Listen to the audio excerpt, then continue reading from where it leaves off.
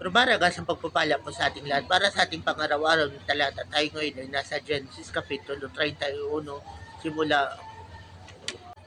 simula versikulo 19 hanggang versikulo 21.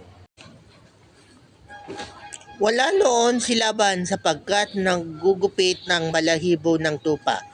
Sinamantala iyon ni Raquel upang kunin ang mga Diyos-Diyosan sa tulda ng kanyang ama.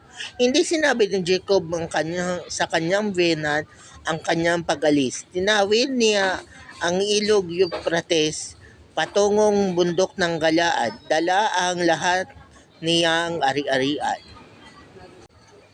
So yun na nga po na sinubukan na ni Jacob na umalis at siya at ang kanyang mga asawa at mga anak ay nakatawid na nga ng ilog ng Euphrates patungo sa lupain ng Galaad na kalaunay ang lupain ng Galaad ay naging teritoryo ng Israel.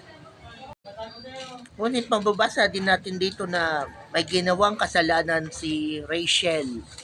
So ang ginawa niya, kinuha niya yung Diyos-Diyosa ng kanyang ama.